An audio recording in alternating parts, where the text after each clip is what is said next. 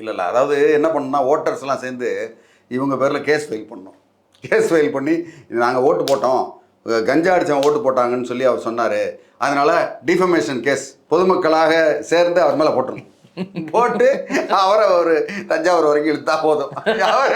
அவர் வாய்விடு சட்டமன்றத்துக்கு அது எங்கேயாவது போயிட்டு ஐயா இனிமே மட்டிச்சிருக்கியா பொதுமக்கள் இனிமே நான் திட்ட மாட்டேன். அதுலயும் லியோனி அவர்கள் வேற ஒன்னு சொன்னாரு, அதாவது பல லட்சம் பேர் உதயநிதி அவர்கள் அங்க தஞ்சாவூர் வந்தப்ப பல லட்சம் பேர் திரண்டு நின்னாங்க அப்படின்னு சொல்லி சொன்னாரு.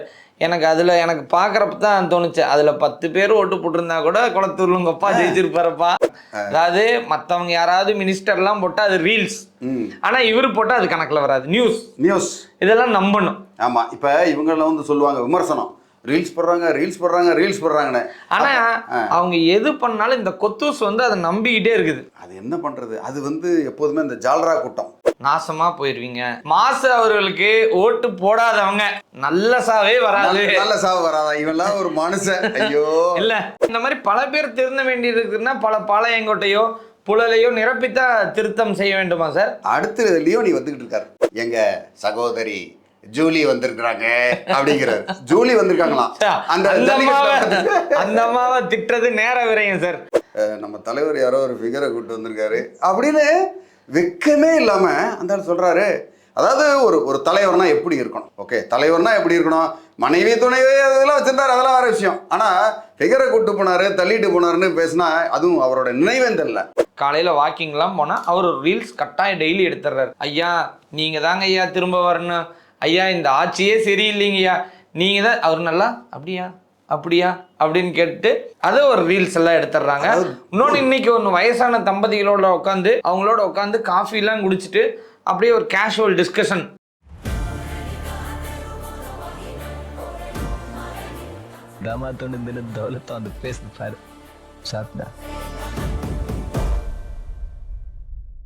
பிளாக் அண்ட் நைட் நேயர்களுக்கு வணக்கம். இன்னைக்கு நம்ம அரசியல் விவாதத்தில் ஒரு காரசாரமான நிகழ்வை பற்றி பேச இருக்கிறோம். ஆஸ்தான நம்மளோட மூத்தோர் நமது சரவணன் ஐயா அவர்களை வரவேற்கிறேன். ஐயா வணக்கம். வணக்கம். வணக்கம் சார். முதல்ல ஹாட் நியூஸ் என்ன அப்படின்னு பார்த்தா, நம்ம ஆர்எஸ் பாரதி அவர்கள் இப்போ ரீசெண்டாக ஒரு மேடையில் பேசியிருந்தார். அவர் எதனால் திமுக தண்ணி தெளிச்சு விட்டாங்களேன்னு அவர் மேலே. அடுத்த நாடக கம்பெனி, அந்த நாடக கம்பெனியில் ஒவ்வொரு டைமில் ஒரு நாடகம் போடுவாங்கள்ல, இதில் ஒரு நாடகம். ஓகே, நினைவேந்தல் நாடகங்களா? ஆமாம், அந்த நினைவேந்தலுக்காக பண்ணக்கூடிய அந்த இதில் ஆர்எஸ் பாரதி அவர் நீங்கள் கோவமாக பேசினார். நீங்கள் கவனிச்சிங்களா என்னன்னு தெரியல. அவர் தாவேக்காவையோ இல்லை மற்றவங்களையோ திட்டுறாங்க, நீங்கள் நிறைய பேர் தப்பாக பேசுகிறீங்க. அப்படி கிடையாது, அவர் அப்படி பேசலை. திமுகவில் இருக்கிறவங்களே பற்றி பேசினார். ஏன்னா நான் 63 வருஷமா நான் இருக்கிற கட்சியில். ஏன்டா நீ இன்னைக்கு என்ன வடா அப்படின்னா இப்போ கதை தெரியுதா உங்களுக்கு? அதாவது நீ என்ன பெரிய இவன் மாதிரி நீ பேசிக்கிட்டு இருக்க. அதாவது யாரை திட்டுறாரு? மார்க்கண்டேயன், விளாத்திக்குளம் மார்க்கண்டேயன் இருக்கார்ல, அவரை நீ நேற்று கட்சிக்கு வருவ, 4 கட்சி மதிமுகவில் இருப்ப, அதில் இருப்ப, இதில் இருப்ப, கடைசியில் அதிமுகவில் இருப்ப, அப்புறம் திமுகவுக்கு வருவ, நீ ஃபேமஸ் ஆயிடுவியா? நாங்கள் விட்டுருவோமா? நாங்கள் 63 வருஷமாக இருக்கோம், நாங்கள் அதுக்கு போனோம் இதுக்கு போனோம். நீ சொல்கிறது தவேக்காவையோ மற்ற கட்சியோ கிடையாது, கட்சியில் இருக்கிறவங்கள நான் பெரிய ஆளு அப்படின்னு காமிக்கிறது தான். இது உள்கட்சி அரசியல். அதனால அதை தப்பா நினைக்காதீங்க. இன்னொன்னு சொல்லியிருக்காரு, அதாவது நாசமா போயிருவீங்க. மாசு அவர்களுக்கு ஓட்டு போடாதவங்க நல்ல சாவே வராது. நல்ல சாவு வராதா, இவெல்லாம் ஒரு மனுஷன். ஐயோ இல்ல, இப்படி எல்லாம் ஒரு சொல்ல ஒரு பொது மேடையில நின்று சொல்லலாமா? இதுல நாளைக்கு ஒரு அறிக்கை விடுவார், நான் பேசியதை திரித்து ஊடகங்கள் பதிவிட்டன. ஏது இந்த சட்டமன்றத்துல மன்னிப்பு கேட்டாரு, இன்னுமே அப்படியெல்லாம் செய்ய மாட்டேன் அப்படின்னா உங்க ஊருக்காரு வேற. இப்ப அவரு பெரும்பாலும் அது மாதிரிலாம் பேசுறது இல்லை, மேடைக்கே வர்றது இல்லையம்மா. மேடைக்கு வராம அவர் பாட்டுக்கு இருக்கிற இடம் தெரியாம இருந்துட்டு போயிடுறாரு அவர். அவ்வளவுதான். இப்ப எவ்வளவு நல்ல ஒரு மனிதரா இருக்காரு. பாளையங்கோட்டை சிறை தான் அவரை திருத்தி இருக்குது. சச்சா, அப்படிலாம் சிறை அதுன்னு பேச வேண்டாம். அவர் உண்மையிலேயே மனம் திருந்திருக்காரு. நம்ம அதனால திருந்துறவங்கள நம்ம தப்பா பேசக்கூடாது. எதுவுமே திருந்திட்டாரா நீங்க அவரை விட்டுருங்க. ஆனா இந்த மாதிரி பல பேர் திருந்த வேண்டி இருக்குன்னா பல பாளையங்கோட்டையோ புழலையோ நிரப்பித்தா திருத்தம் செய்ய வேண்டுமா சார்? அடுத்து லியோனி வந்துகிட்டு இருக்காரு, அண்ணன் லியோனி. எனக்கு தெரிஞ்சு பாதி இடத்தை எனக்கு தெரிஞ்சு ஆர்எஸ் பாரதி அவர்கள் நிரப்புறாருன்னு நினைக்கிறேன். ஏன்னா ஒரு ஸ்டேஜ்லயே அவர் பேசும்போது அவரோட வயது முதிர்வுக்கு பல அனுபவங்களை கொடுக்கலாம் அப்படிங்கிறத விட்டுட்டு ஏசி பஸ் அறை வந்து வச்சுருந்தாங்க. அதில் வந்து இன்னைக்கு அங்கே யார் இருக்கிறா அப்படின்னா எல்லா கஞ்சா போட்டவன் தாவேக்கா கோட்டு போட்ட கஞ்சா போட்டவன் தான் இருக்கிறான் அப்படின்றாரு. நாடகம் இளைஞர்களை அவர் வந்து எந்த மாதிரி ஒரு சொல்றாரு பாருங்க. ஒரு அதாவது திமுகவோட உண்மைத்தன்மை இதுதானோன்னு நினைக்கிற அளவுக்கு ஓட்டு போடுறவங்கள இதை விட கேவலமா, அதாவது ஓட்டு போட்டவங்களாம் யாரு கஞ்சா அடிச்சுக்கிட்டு இருந்தவன்னு சொல்றாரு அவரு. அது எவ்வளவு பெரிய தப்பு. அப்போ ஓட்டு போட்டவங்களாம் வந்து கஞ்சா அடிச்சுக்கிட்டு தான் வந்து ஓட்டு போட்டாங்களா? அது தப்புன்றது உணரணும் திமுக. அதாவது திமுக வந்து ஒரு சீட்டு கூட இல்லாம 10 ஆண்டுகளுக்கு இப்படி பேசினா வர்றதுக்கு இல்ல, கட்சி இருக்கிறதுக்கான வாய்ப்பே இல்லாம அப்படி கொஞ்சம் கொஞ்சமா இப்ப கிட்டத்தட்ட காங்கிரஸ் ரேஞ்சுக்கு வர்றாங்க. தமிழ்நாடு காங்கிரஸ் ரேஞ்சுக்கு. ஆமா, அது இல்ல காங்கிரஸ் இந்தியா முழுக்கவே இப்படிதான் இருக்குது. ஆமா, இதுல வேற மேடையில இருந்து பேசுறவங்க பாத்தீங்கன்னா இவரு, அதாவது மேடை அமர்ந்திருக்கும் இவரு இவருன்னு சொல்லிட்டு அதுல வைத்தறிச்சல கொட்டுறாரு அந்த லியோனி. அதை நீங்க பாத்தீங்கன்னா தெரியும். நீங்க பாருங்க, லியோனி அவரு எங்க போனாலும் இப்ப அவர் என்னன்னா பட்டிமன்ற வாய்ப்புகள் குறைஞ்சு போச்சு. இந்த மாதிரி ஏதாவது ஸ்டேஜுக்கு போனா தான் கல்லா கட்ட முடியும். அப்ப ஸ்டேஜுக்கு போன இடத்துல ஒரு 4 நகைச்சுவையும் 4 கான்ட்ரோவர்சி. நகைச்சுவையே கிடையாது. அதுல என்னன்னா கைதட்டின ஒரு 15 பேருக்கு நன்றி, என்னப்பா நான் பேசிக்கிட்டு இருக்கேன், இப்போ நான் பேச வரும்போதெல்லாம் வந்து நீங்கள் அப்போ துண்டை போடுறீங்க. அவர் பாருங்களேன், ரொம்ப பாவமா இருக்கு, பரிதாபமா. ஒரு காலகட்டத்தில் பெரிய கூட்டம் வச்சிருந்தார் நகைச்சுவையால. இன்னைக்கு ஒரு பரிதாப நிலையில் இருக்கிறார். பட்டிமன்றத்துக்கும் ஒரு கட்சி கூட்டத்துக்கும் ஒரு பொதுக்கூட்டத்துக்கும் வந்து ஒரு வித்தியாசமே தெரியல. இல்ல, அன்னைக்கு திண்டுக்கல் லியோனி இருந்தாரு, இன்னைக்கு லயோலா மணி இருக்கிறார் அந்த இடத்துல.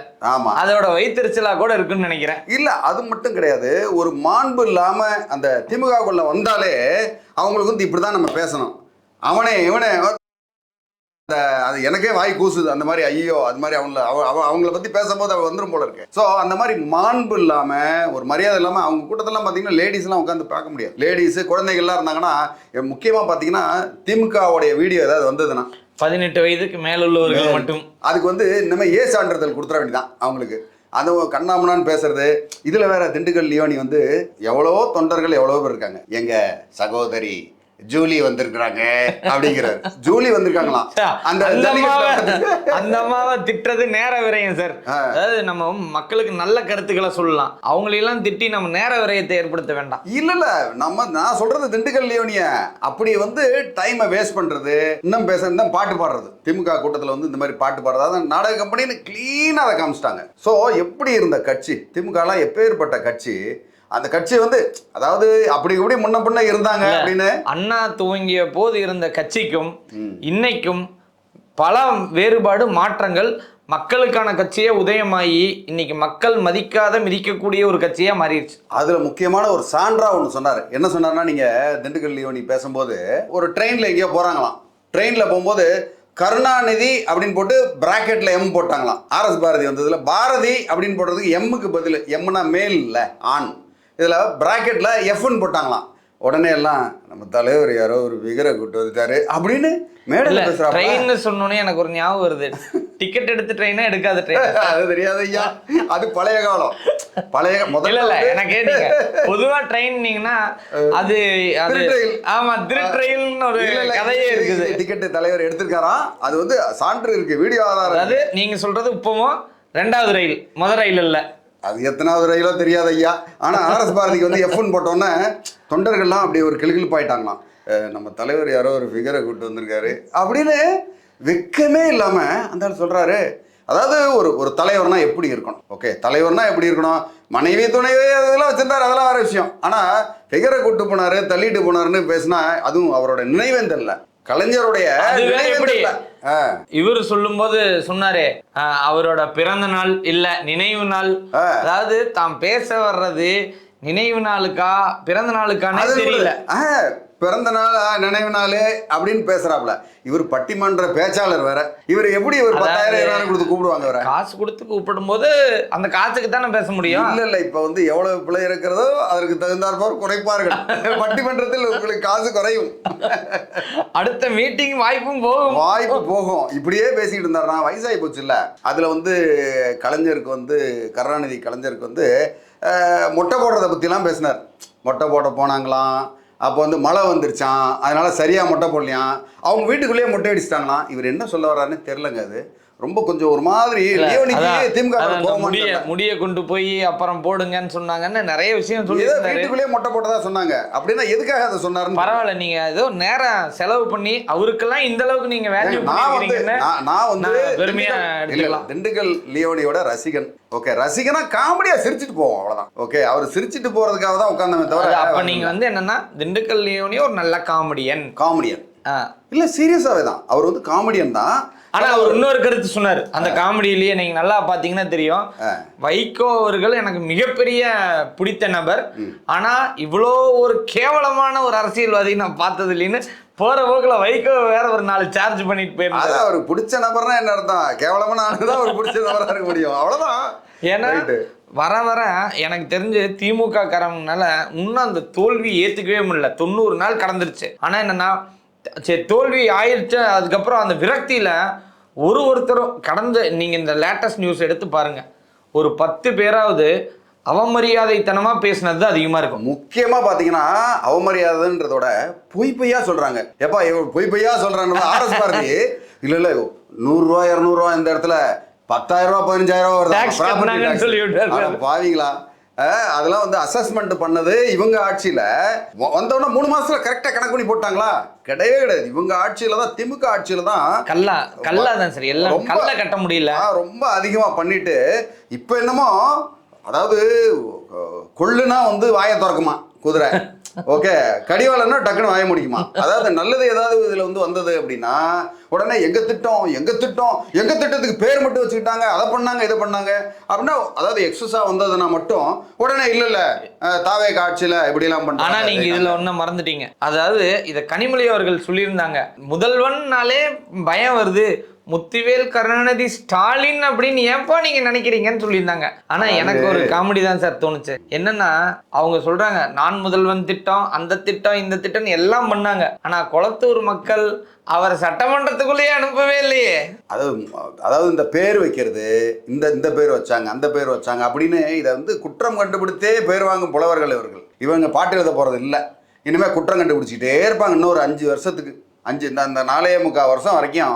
சரி, ஏன் அவர் வந்து கொளத்தூர் மக்கள் தேர்ந்தெடுக்கல நீங்க சொல்லுங்க. கொளத்தூர் மக்கள் தேர்ந்தெடுனா ஒழுங்கா ஆட்சி பண்ணா தேர்ந்தெடுத்திருப்பாங்க. இல்ல பொதுவாகவே மக்கள் வந்து கொளத்தூர் மக்களுக்கு வந்து ஒரு வெறுப்பாயிருச்சு. ஏன்னா இவங்க வந்து பொய்யா சொன்னது. ஏன்னா சிங்கப்பூர் ஆயிடுச்சு, அதாயிருச்சு, இதாயிருச்சு, மேடைக்கு மேடை போய் சொன்னா. இப்ப எந்த இடத்துல சொல்றாங்கன்னா அவருடைய சொந்த தொகுதியில ரொம்ப பிரமாதமாயிருச்சுன்னு போய் சொல்றாங்க. பக்கத்துல செங்கல்பட்டுல போய் சொன்ன உடனே தொகுதி மக்கள் பார்த்துக்கிட்டேன், என்னடாப்பா ஒண்ணுமே செய்யல, ரோடுங்கிடுமா இப்படி மோசமா இருக்கு, குண்டு குழியுமா இருக்கு, இதை போய் நம்ம பொய் சொல்றாங்கன்னு உடனே மக்களுக்கு வந்து ஒரு விரக்தி வருது. அதனாலதான் இவங்க தோத்து போனாங்க. அதாவது முதல்வர், அதாவது மொத்தவங்களை தோக்கடிச்சா தானே பிரச்சனை. இந்த முதல்வர் வேட்பாளரை முடிச்சு விட்டு வாயில அடிச்சு விட்டாங்க. கடைசியா சரிச்சு விட்டாங்க. இன்னும் எனக்கு தெரிஞ்சு இப்ப எதிர்கட்சி தலைவரா இருக்காரு, அவருக்கு கொஞ்சம் சரிச்சு விட்டுருந்தா கொஞ்சம் நல்லா இருந்திருக்கும். இல்ல அவரு இப்ப அதுக்கு தகுந்த மாதிரி தன்னை கொண்டு வர்றாரு. செதுக்கி இப்பதான் நடிகை தண்ணி வரும், காத்து வரும் அப்படின்னு போறாரு, அப்படின்னு மெதுவா போறாரு. இல்ல அவர் என்னன்னா கட்சி ஓரளவுக்கு இருந்துகிட்டு இருந்தது முன்னாடி. அடுத்து ஒரு பின்பமாலாம் பேசப்பட்டு இருந்த போது அவர் வந்து தமிழ்நாடு காங்கிரஸ் பாதையில் இழுத்துக்கிட்டு போயிட்டு இருக்காரு. காங்கிரஸ்ல இருந்து விலகிட்டாங்க, கூட்டணியில இருந்து. ஆனா கட்சி அந்த பாதை நகர்ந்து போயிட்டு இருக்குது. அதாவது டோட்டல் கட்சியுமே பெண்களை வந்து மதிக்க தெரியாத ஒரு ஒரு ஒரு ஒரு கட்சியாக தான் இருக்கா. தலைவர்கள்லாம் பார்த்தீங்கன்னா பொம்பளைங்களை ரொம்ப கேவலமாக பேசுறது, ரொம்ப மகா மட்டமாக பண்ணுறது அப்படின்றது வந்து அதில் வந்து ஊறி போனது. இப்போ 1-2 அப்படியே நம்ம கொடுக்குற மாதிரி ஒன்றும் இல்லை. இப்போ கனிமொழி இருக்காங்க, கனிமொழியை வந்து அவங்கள வச்சுக்கிட்டே இவங்க இப்படியெல்லாம் பேச முடியுமா? யோசிச்சு பாருங்களேன். அவங்க இருக்காங்க, கனிமொழி இருக்காங்க, பொம்பளைங்களை வந்து கேவலமாக பேசினா மேடையில் என்ன சொல்லுவாங்க? இவங்க வந்து எங்கள் கட்சிக்காரங்களாம் ரொம்ப தங்கம், இருந்தாலும் எங்கள் அண்ணன் தம்பி தானே பேசினா அப்படின்னு சொல்லுவாங்களா? பட் தெரியல, இவங்க வந்து மக்கள் எப்படி எடுத்துக்குவாங்கன்ற மைண்டு கூட அவங்களுக்கு வந்து கொஞ்சம் கூட ஒரு யோசனை இல்லாம வாய்க்கு வந்ததெல்லாம் பேசுறது. ஓகே, நாடக கம்பெனினா உருப்படியான நாடக கம்பெனியார்களை கேட்டால் எங்க ஒரு வசனம் எழுதினாரு லியோனி பேசும்போது அவர் அப்படி வசனம் எழுதினாரு, இப்படி எழுதினாரு, சாக்ரட்டிஸ்க்கு எழுதினாரு. ஐயா இவரு கருணாநிதி அவர்கள் எழுதிய புத்தகத்தோட பெயரெல்லாம் படிச்சா மறக்கவே முடியாது, நெஞ்சில் பதிஞ்சவையா தானே இருக்குது. எல்லாம் பச்சை பச்சையா இருக்கும். பாவாடையை திறந்து பாரு, பாவாடை நாடாவை பிரிச்சு பாரு அப்படின்றதெல்லாம் வந்து இவங்களுக்கு மட்டும்தான் வரும். ஆனா வழி வழியா வருது, ஏதோ சொல்லி கொடுத்துட்டு போயிட்டாரு போல இருக்கு. அதாவது வேல் கருணாநிதி, ஸ்டாலின், அடுத்தது உதயநிதி அப்படிங்கிற பாணியில அந்த அதாவது பெண்களை பத்தி பேசுறதுல தாத்தா, அப்பா, மகன் இருக்கிற எல்லாரும் வரையும் அப்படிதான். குள்ளு பேரன் கூட இப்ப போட்டோ எல்லாம் பார்த்தேன். அது ஒரிஜினல் தெரியல, பட் ஆனா அவரும் வந்து கொஞ்சம் நல்ல மன்மத லீலையை காமிச்சிருந்தாரு, பார்த்தேன். நல்ல இது வந்து அவங்களே வெளியிடுறாங்களா இல்ல வேற யாரும் வெளியிடுறாங்களான்னு தெரியல. அதை வந்து ஒரு பெருமையா, அதாவது பொம்பளை பொறிக்கா இருக்கிறது வந்து பெருமையா நினைக்கிறாங்களா? அடுத்து படம் எல்லாம் எடுத்துட்டாரு, இட்லி கடையா என்ன ஏதோ ஒரு இது எடுக்கிறாங்க. பட் ஆனா ஒரு பெண்களை கேவலமா கொச்சப்படுத்தி செய்யறத வந்து அதை பப்ளிசைஸ் பண்றது வந்து அதை ஒரு பெருமையா நினைக்கிறது. எப்படின்னா 4 பொண்டாட்டி வச்சுக்கிட்டா நான் பெரிய ஆளு. இட்லி கடை அப்படிங்கிற படம் எல்லாம் எடுத்துருக்கிறாரு ஒரு ப்ரொடியூசர் சார் அவரு. நீங்க வந்து அவர் அடுத்தது வந்து அவர் மன்மதனா இருந்தா என்ன, மன்மதன் அம்புவா இருந்தா என்ன, யாரா இருந்தா என்ன சார், அடுத்து ப்ரொடியூசர் ஆயிட்டாரு. அடுத்தது துரைமுருகன் அவர் அன்னைக்கே சொல்லிட்டாங்க, இத்தனை நாட்கள் நான் தவம் இருந்தேன், இன்ப ஐயா வந்தாலும் போதும்னே சொல்லிட்டாங்க, இளவரசர் வந்தால் போதும் எங்களுக்கு அந்த மாதிரி. அதான் மக்கள் வந்து கொஞ்சம் தள்ளி நின்று விளையாடுங்கப்பா, நீங்க இப்ப நடுவில் வந்துட்டு இருக்கிறீங்கன்னு. ஒரு காலத்துல எனக்குமே வந்து பாத்தீங்கன்னா ஜெயலலிதா அம்மையார் வந்து அமைச்சர்களை இப்படி நடத்துறாங்களே, அடிமை மாதிரி நடத்துறாங்களேன்னு எனக்கெல்லாம் கொஞ்சம் ஒரு ஆதங்கமா இருக்கு. என்ன இந்த அம்மா இப்படி பண்ணாங்க, செஞ்சாங்க, போனாங்கன்னு சொல்லி. ஆனா சரி, அது எனக்கு தெரிஞ்சு இப்போ வந்து அது சரிதான் போல இருக்கு. இப்போ ஏன்னா தான் தோன்றித்தனமா ஆளாளுக்கு மேடைக்கு ஏறி பேசுறது. இப்போ அடுத்து பாருங்க, இப்போ நான் சொன்னல இதுக்கு முன்னாடி உள்ள வீடியோவில் சொல்லியிருப்பேன், எப்படின்னா வரிசையா ஒவ்வொருத்தவங்களா வருவாங்க பாருங்க, ஒன்னொன்னா சொல்லுவாங்க அப்படின்னு. இப்போ அடுத்து ஆர்எஸ் பாரதி வந்துட்டாரா, அடுத்து வாரத்துக்கு ஒருத்தர் வந்து முதன்மைத்துவம் பெற்றுக்கிட்டே இருக்கணும். அடுத்த வாரம் வந்து வேற யாராவது ஜெயிலுக்கு போவார். ஆமா, அண்ணே நான் ஜெயிலுக்கு போறேன். ஆனா ஆர்எஸ் பாரதி வந்து சிறை நிரப்பும் போராட்டம் வந்து வந்துகிட்டே இருக்கு. சிறை நிரப்பும் போராட்டம். அடுத்து வந்து அவங்க தொண்டர்கள்லாம் வந்து காத்துக்கிட்டு இருக்காங்களாம் ஜெயிலுக்கு போறதுக்காக அப்படின்னு. எவ்வளவு தொண்டர்களை கேவலமா நினைக்கிறாங்க பாத்தீங்களா. தொண்டர்கள் யாரும் வேலைக்கு போகணும், அவங்களுக்கு இந்த சப்போர்ட் பண்ணக்கூடிய நிறைய பேர் ஊடகவியலாளர்கள் அவங்க எல்லாமே இன்னைக்கு நிறைய ஆக்வர்டான கருத்துக்களை கவர்மெண்ட் அகைன்ஸ்டா சொல்லிட்டு தான் இருக்கிறாங்க. ஆக்வர்டா ஒண்ணு, ரெண்டாவது டிஃபேம். எப்படின்னா பொய்ய, அதாவது டாக்ஸ் வந்து பல மடங்கு கூடிருச்சு, இபி பல மடங்கு கூடிருச்சு, ப்ரொஃபஷனல் டாக்ஸ் கண்ணாமணன் கூடிருச்சு, அந்த டாக்ஸ் கூடிருச்சு, இந்த டாக்ஸ் ஒரு பிம்பமா கிரியேட் பண்றாங்க. அதாவது புதிய அரசாங்கம் சரியில்லை அப்படிங்கிற ஒரு பின்பத்தை போலியா கிரியேட் பண்ணிட்டே இருக்கிறாங்க. ஆனா இவங்க சொல்றாங்க, இவங்க ரீல்ஸ் போடுறாங்களாமா, அவங்க அதை போடுறாங்களாமா அப்படின்னு இவங்க சொல்லிவிட்டு, ஆனா ரீல்ஸ் போடுறதெல்லாம் அவங்க ரீல் விட்டு ரீல்ஸ் போடுறாங்க. ரீல் விடுறவங்க ஃபுல்லா இதுக்கு வந்துட்டானுங்க. இல்ல அதாவது இதெல்லாம் வந்து என்ன, இன்ஸ்டாகிராம் பார்த்து வந்த கூட்டம், இதை வச்சு என்ன அரசியல் பண்றேன்னு சொல்லிட்டு அந்த சைடு ஜென்சி மீட்டிங் நம்ம நடத்தலாம் வாங்க அப்படின்றது. அப்ப நீ ஏன் கூப்பிட்ட, அவங்கதான் ரீல்ஸால வந்தவங்களாச்சே, நீ ஏன் கூப்பிடுற? ஊருக்கு உபதேசம் பண்ணுவாங்க, மற்றபடி அவங்களுக்கு அந்த கொள்கை எதுவுமே கிடையாது. அதாவது தொண்டர்கள் நடுரோட்டில், நாம் வெளிநாட்டில் ஜாலியா தொண்டர்கள் தான் அவங்க அடிபட்டோம். அதாவது திமுக தொண்டர் இவங்க வந்து மக்களுக்கு ஒண்ணுமே செய்ய வேண்டாம் ஐயா, மக்களுக்கு நீ எதையாவது பண்ணிட்டு போ, மக்கள் வந்து அவங்கள முன்னேறட்டும். திமுக தொண்டர்களுக்காவது ஏதாவது நல்லது செய்யுங்க. திமுக தொண்டர்களுக்கு ஒவ்வொருத்தவங்களுக்கும் தனித்தனியாக என்ன செஞ்சீங்க, இவ்வளோ கோடியா பண்ணியிருக்கீங்களா. ஒரு தலைவர் ஒரு மாவட்டத்துக்கு போறீங்க, நீங்க வந்து கடலூர் மாவட்டம் போறீங்க இல்ல வேலூர் மாவட்டம் போறீங்கன்னா அந்தந்த மாவட்ட தலைவர் மாவட்ட செயலர் எல்லாம் பெரிய ஆளா இருக்காங்க. தொண்டர்களுக்கு வீடு இல்லாம நினைக்கும். தொண்டர்னால பார்ட்டி ஃபண்ட் கொடுக்க முடியுங்களா? பார்ட்டி ஃபண்ட் கொடுத்தவன் தான் செய்ய முடியும். இதெல்லாம் என்ன யார் சொன்னா? தொண்டர்கிட்டையும் உண்டியல் வாங்குறாங்கல்ல, அப்ப எப்படி வாங்குறீங்க நீங்க? பார்ட்டி ஃபண்ட்ங்கிறது ஒரு பெரிய லெவல். அப்ப தொண்டரை வந்து போட்டு பொண்ணு எடுத்து அவன் எங்களுக்காகவே இருக்கான் சார், நாங்க சொன்னா பணம் கொடுப்பான் சார். அது வந்து எவ்வளவு பெரிய தப்பு. உண்மையிலேயே பல இந்த திமுக தொண்டர்கள் வந்து நம்ம பேசுறது பாத்தீங்கன்னா கை கொடுத்தாங்க. என்னையா அது என்ன அப்படின்னா, இல்ல நீங்க நல்லா பேசுறீங்க, என்னோட நான் சொல்ல முடியாதெல்லாம் எனக்கு ரொம்ப ஆச்சரியம். என்னடா அது திமுக தொண்டர் தான் சரி ரைட், அவங்களுக்கு ஒரு கோவம் வரும்னு. கோவமே வரல, எனக்கு ரொம்ப ஆச்சரியமா இருந்தது. வராது, அதனாலதான் ஆட்சியும் வராம போச்சு. ஆமா, சோ அவனே வந்து வெளியில வந்து நான் வந்து இங்கதான் போடுறேன், நம்ம சூரியன் இருக்கிறாப்புல உள்ள போய் ஏதாவது ஒண்ணு போட்டுற, நீ வந்துடக்கூடாது. இல்ல நீங்க மேடையிலேயே திமுக இருக்கிற தலைவர்கள், மேல இருக்க தலைவர்கள் வந்து தொண்டர்களை கேவலமா பேசுறது. நீ அங்கேயா நிக்கிற, இங்கேயா நிக்கிற. நீங்க ட்ரெயின்ல கவனிச்சிங்களா, ஸ்டாலின் டக்குனு ஏய் ஆமா அடி போ போ அப்படின்னு தட்டுவார் பார்த்தீங்களா? இல்ல அவரு வந்து நல்லா ரெஸ்ட் எடுத்து அவர் உடல்நிலை நல்லா பாத்துக்கிறாரு. காலையில வாக்கிங்லாம் போனா அவர் ஒரு ரீல்ஸ் கட்டாயம் டெய்லி எடுத்துடுறாரு. ஐயா நீங்க தாங்க ஐயா திரும்ப வரணும், ஐயா இந்த ஆட்சியே சரியில்லைங்கய்யா, நீங்க தான். அவர் நல்லா அப்படியா அப்படியா அப்படின்னு கேட்டு அதை ஒரு ரீல்ஸ் எல்லாம் எடுத்துடுறாங்க. இன்னொன்று இன்னைக்கு ஒன்று வயசான தம்பதிகளோட உட்காந்து அவங்களோட உட்காந்து காஃபிலாம் குடிச்சிட்டு அப்படியே ஒரு கேஷுவல் டிஸ்கஷன். தூர்தர்ஷனில் முன்னாடி நாடகம் போட்டாங்க, அந்த சீரியல்லாம் போடுவாங்கல்ல, அதில் வந்து சூப்பராக நடிச்சிருப்பார் நம்ம மு.க. ஸ்டாலின் அவர்கள் வந்து ரொம்ப பிரமாதம். அதுதான் அது இன்னைக்கு கண்டினியூ பண்றாருன்னு நினைக்கிறேன். ஏன்னா உதயநிதி அவர்களும் சினிமா விட்டுட்டாரு. இப்ப அதுக்கு அந்த துறை கண்டினியூ பண்றதுக்கு யாராவது ஐடியா பண்றாரு. சிஎம் அவர்களும் வந்து இனிமேல் சினிமா பக்கம் வர்றதா இல்லைன்னு சொல்லிட்டு இந்த சைடு வந்தார். மக்கள் நற்பணி பண்றேன் அப்படின்னு சொல்லி இந்த சைடு வந்துட்டார். அவர் ரீப்ளேசிங் இது நல்லா இருக்குது. இதுக்கு ஒரு ஸ்டார் நேம் வந்து கிரியேட் பண்ணிட்டு இருக்காங்க.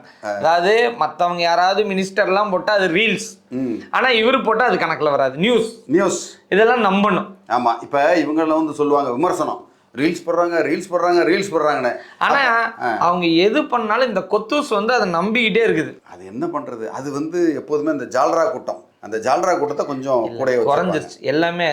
இப்ப நான் நிறைய இடத்துல விசாரிச்சப்ப அப்பா கட்சியில ஒரு பெரிய பதவியில் இருக்காரு, மகன் போய் வேற கட்சிக்கு ஓட்டு போட்டான். மகன் பேரன் வரைக்கும் ஓட்டு போடுறாங்களா? பாரதி பேசினாரு. ஆமா, அதாவது பேரன் சொல்லி தாத்தா ஓட்டு போட்டாராம். யாருக்கு? தாவேக்காக்கு. பேரன் ஓட்டு சொல்லி போட அதெல்லாம் வந்து எல்லாம் திருந்திட்டாங்க. இன்னமே தாத்தாக்கெல்லாம் திருந்திட்டாங்க, பெரியவங்கலாம் திருந்திட்டாங்க, இனிமே பேரை சொல்றதை கேட்கக்கூடாதுன்னு ஒரு பக்கம் சொல்றாரு. இன்னொரு பக்கம் கஞ்சா அடிக்கிறவனு, யாராவது இந்த மாதிரி கஞ்சா அடிக்கிறவன் தான் ஓட்டு போட்டான் தாவேக்காக்குன்னு சொன்னா ஓட்டு போட்டவங்கலாம் வந்து அவங்களுக்கு கடுப்பாகுமாகாதா? கண்டிப்பா. ஒரு ஓட்டர் வந்து உள்ள இழுக்கணும்னா என்ன பண்ணணும்? அவங்க எல்லாம் நான் செஞ்சதை பேசினேன், செஞ்சதுன்னு ஓகே விடுங்களேன். இப்போ ஏதோ ஒரு காரணத்தினால மக்கள் எங்கள் மேலே கோவத்தில் இருக்காங்க, அதனால ஓட்டு போட்டாங்க, இனிமே நாங்கள் நல்லா இதாக இருப்போம், அவங்களுக்கு தெரியாமல் ஓட்டு போட்டாங்கன்னு கூட சொல்லலாம். அதுக்காக கஞ்சா அடித்தவனா ஓட்டு போட்டான்னு சொல்கிறது வந்து ஒருவேளை அதுதான் உண்மை முகமாக இருக்குமோ? இல்லை, அதாவது என்ன பண்ணணும்னா ஓட்டர்ஸ் எல்லாம் சேர்ந்து இவங்க பேரில் கேஸ் ஃபைல் பண்ணணும். கேஸ் ஃபைல் பண்ணி நாங்கள் ஓட்டு போட்டோம், கஞ்சா அடித்தவன் ஓட்டு போட்டாங்கன்னு சொல்லி அவர் சொன்னார், அதனால் டிஃபமேஷன் கேஸ் பொதுமக்களாக சேர்ந்து அவர் மேலே போட்டுருணும். போட்டு அவரை ஒரு தஞ்சாவூர் வரைக்கும் இழுத்தா போதும். அவர் வாய்விடு சட்டமன்றத்துக்கு அது எங்கேயாவது போயிட்டு ஐயா இனிமே மடிச்சிருக்கியா பொதுமக்கள் இனிமே நான் திட்ட மாட்டேன். அதுலயும் லியோனி அவர்கள் வேற ஒன்னு சொன்னாரு. அதாவது பல லட்சம் பேர் வந்து உதயநிதி அவர்கள் அங்க தஞ்சாவூர் வந்தப்ப பல லட்சம் பேர் திரண்டு நின்னாங்க அப்படின்னு சொல்லி சொன்னாரு. எனக்கு பார்க்குறப்ப தான் தோணுச்சு, அதில் 10 பேர் ஓட்டு போட்டிருந்தா கூட குளத்தூர்ல உங்கள் அப்பா ஜெயிச்சிருப்பாரப்பா, பண்ணியிருப்பாங்க. ஏன் வந்து போடல? சும்மா அதாவது வாய்க்கு வந்ததா எதையாவது பேசிக்கிட்டே இருக்கிறது தான் மக்களோட இது, அதாவது திமுக மக்களோடது. அவர் பேசினாரு பிறந்தநாள் நினைவு நாள் அப்படின்னு 2. கருணாநிதி முன்னாடி ஒரு மீட்டிங்கில் சொல்லுவார், எனக்கு கூட்டம் வரும் ஆனால் ஓட்டு வராது அப்படின்னு சொல்லுவார். அந்த மாதிரி தான் இவங்க கூட்டம் கூடுறது இன்னைக்கு வரையும் நம்பிக்கிட்டு இருந்தாங்கன்னா இன்னும் இல்லை, இன்னொரு 15-20 ஆண்டுகளில் கட்சி அப்படிங்கிறதே காணா போகிறதுக்கான வாய்ப்பு தான் அதிகம். இன்னும் இருக்கணும். ஏன்னா நிறைய சொத்து சேர்த்துட்டாங்க பாருங்கள், எக்கச்சக்கமான லட்சம் கோடியில் இருக்கிறாங்க. இப்போது நீங்கள் சொல்கிறது படி பார்த்தீங்கன்னா அவங்க ஃபேமிலி அப்படியே செட்டில் பண்ண சொல்கிறீங்க, அப்படிலாம் இருக்கக்கூடாது. அடுத்து ஒரு 15-20 வருஷம் 30 வருஷம் நீங்கள் என்ன செலவழித்தாலும் திமுக குடும்ப சொத்துக்கள்லாம் வந்து கரையாது, அவ்வளோ இருக்குது. அதனால் இன்னொரு 30 வருஷத்துக்கு வீட்டிலேருந்து எடுத்துகிட்டு வரட்டும். 900 கோடி party fund sir, lottery Martin அவர்கிட்ட வந்திருக்கு சார். பார்ட்டி ஃபண்டை சொல்றீங்க, நான் சொல்றது அவங்களுடைய குடும்ப சொத்து சொல்றேன். இல்ல சார், 10,000 ரூபா தான் இருக்கு. எலெக்ஷன் கமிஷன்ல காட்டியிருக்காரு சார், 10,000 ரூபா தான் இருக்குது. இல்லை, அடுத்த எலெக்ஷனு ஒரு எலெக்ஷனுக்கு என்ன பண்ணணும், இன்னுமே தொண்டர்கள் வந்து இந்த பணம் கொடுக்கறதெல்லாம் கொடுக்க மாட்டாங்க. பொதுவாக தெரிஞ்சிருச்சுல்ல இவங்களோட போஸ் ஃபுல்லாகவே. அதனால அவங்க குடும்பத்தை ஏதாவது ஒரு சொத்தை வித்துட்டு வந்து கட்சியை நடத்தி அப்படியே பண்ணி மக்களுக்காகவே அப்படியே கொடுத்துடணும். நல்லா இருக்கும். அது நல்லா யோசிச்சு பாருங்க, கற்பனை பண்ணா நல்லா இருக்கும். நல்லா இருக்கும் இல்லை, அதுதான் நடக்கும். அதாவது வேற வழி இல்லை. அந்த கடவுளை வேண்டிக்கிறேன், ஐயா இந்த இவங்க சொத்துக்கள் மக்கள்கிட்ட எடுத்த அரசியல்வாதிகள் வந்து மக்கள்கிட்ட எடுத்த சொத்தை கடவுளே மக்களுக்கே அவங்க செலவு பண்ணணும், எப்படியாவது செலவு பண்ண கடவுளேன்னு நான் வந்து வேண்டிக்கிறேன். அப்படியே ஆகட்டும்னு சொல்லி இதை நிறைவு செஞ்சிடலாம் சார். கண்டிப்பா அடுத்த ஒரு நல்ல விவாதத்துல உங்களை சந்திக்கிறேன். நன்றி, வணக்கம்.